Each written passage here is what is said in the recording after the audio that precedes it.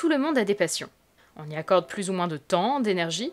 On ne va pas tous être passionnés de la même manière, au même degré d'intensité. Certains se passionnent pour la pêche, d'autres pour la politique. Certains créent, d'autres préfèrent regarder les créations des autres. Certains vont être happés par Star Wars, le foot, les chanteurs à minette, et d'autres par Pokémon, les ch'tis à Tatooine ou le macramé. Eh bien moi, c'est par Doctor Who.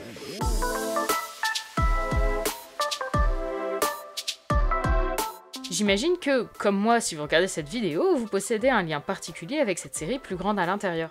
J'ose espérer pour vous que, comme pour moi, vous avez tout de même d'autres passions et centres d'intérêt en parallèle. De mon côté, je suis cinéphile et passionné d'écriture depuis bien plus longtemps que je ne suis fan de Doctor Who, donc j'ai eu la chance de pouvoir mélanger mes passions à ma guise. Ça a donné cette chaîne YouTube, ce qui est plutôt chouette. Néanmoins, je suis quelqu'un de très investi dans ces centres d'intérêt. Je vais facilement me laisser submerger par une activité ou une œuvre me semblant intéressante, à un point où celle-ci va même parfois prendre une tournure quasi obsessionnelle dans ma vie pour quelques jours, voire mois. J'ai tendance à fonctionner par phase, me passionnant pour un sujet de façon immédiate avant de le laisser retomber quelques temps plus tard. Mon comparse de vidéo Julien se souvient plus que probablement de mes phases couture, Twin Peaks ou encore bullet journal, ces moments où je ne parlais que de ça en continu et où je ne pensais qu'à ça et qui se terminaient toujours de la même façon, moi laissant tomber du jour au lendemain comme attiré par la couleur et la forme d'un nouveau joli papillon tout en délaissant au passage celui que je fixais intensément juste avant. Des sortes de passions éphémères de quelques semaines ou mois dont certaines ressurgissent par instant selon mon inspiration du moment.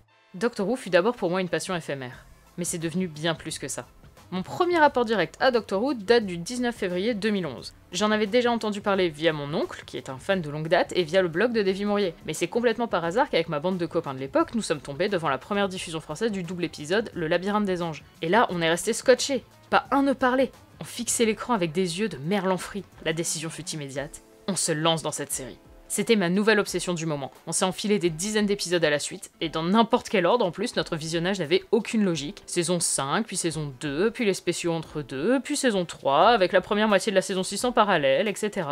Et puis là, pause de mi-saison, suivi de moi en échange scolaire. Pendant ce temps, j'étais une parfaite petite talaref, trouvant des vagues références dans des fissures murales et m'extasiant devant le moindre goodies. À Seattle, j'ai acheté mon premier produit dérivé Doctor Who, un petit ange pleureur qui me fixait toutes les nuits. Rien qu'en le disant et en me rappelant à quel point j'étais cette fan un peu niaise que je regarderais en soupirant maintenant, je m'exaspère. Bref, retour en France, il est temps pour la petite bande qu'on était de s'y remettre. Au programme, Let's Kill Hitler. Douche froide. C'était vraiment pas bien, hein. Enfin, à l'époque, j'avais été vraiment déçu. Au final, après l'avoir vu 2 fois, c'est pas si mal, c'est pas dingue, mais il y a de bonnes idées quand même. Mais sur le coup, il n'a eu qu'un effet sur moi. Ouais, Doctor Who, c'est pas si dingue que ça au final. Et pendant une grosse année, Doctor Who a cessé d'occuper mes pensées, jusqu'à un article random au printemps 2013 parlant des célébrations du cinquantenaire. Soudain, mes quelques mois d'intérêt pour la série refont surface. Julien n'a jamais vu la série ? Bah allez, on a 7 saisons à rattraper avant le 23 novembre, et on les a dévorées.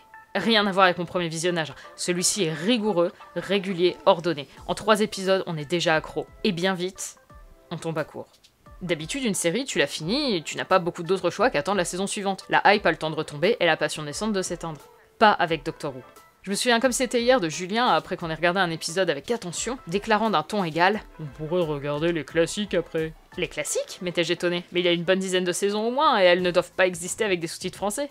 Bah et alors ? avait-il répondu. Bah vous savez quoi ? On a fini Name of the Doctor et on a lancé les classiques. Et quand tu commences les classiques, t'es fichu. Doctor Who, c'est plus juste une série pour toi. Doctor Who devient un tout, un univers complexe. Tu découvres l'existence des paramédias, tu réalises des éléments t'ayant échappé durant la New Who, tu appréhendes sous un nouveau jour l'essence même de la série, tu fais des recherches sur tout et n'importe quoi. Ta soif de Doctor Who devient intarissable. Et on a tout regardé, scrupuleusement dans l'ordre, à 2 exceptions près, épisodes reconstitués inclus. Et je peux vous assurer qu'il nous a fallu du courage par moments.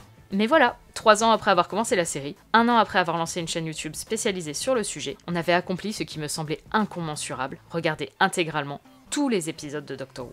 Pourtant, nous n'en avions pas fini avec le Whoniverse, on finit jamais avec le Whoniverse. La preuve, on est toujours là, et j'ai encore tellement à découvrir. J'ai depuis fini les spin-offs, mais il me reste encore à me lancer avec plus d'entrain dans les Big Finish, les comics, les romans, les fanfilms BBV, Real Time et compagnie.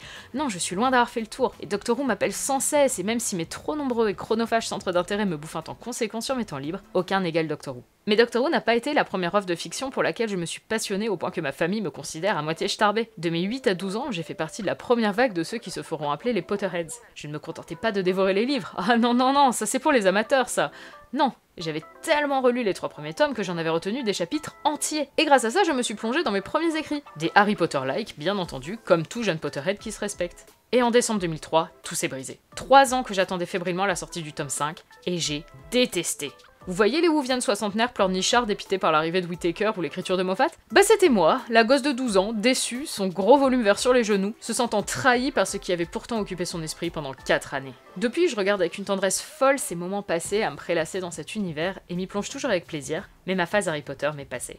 Alors je me fais une raison, je sais qu'il est très probable qu'un jour, Doctor Who me lasse aussi. Mais cette série m'a tellement apporté. Des compétences nouvelles d'écriture, de réalisation ou de montage, la découverte d'un lore si large et au message si fort, un univers si varié qu'on ne peut jamais en faire totalement le tour, et surtout des amis.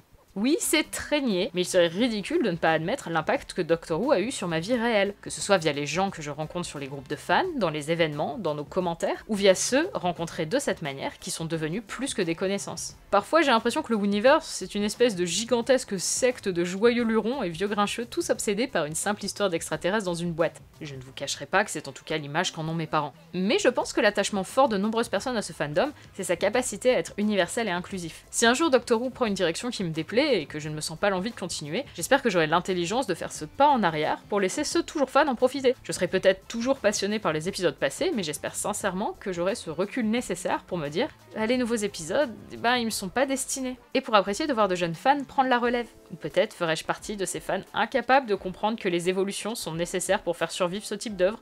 Qui sait?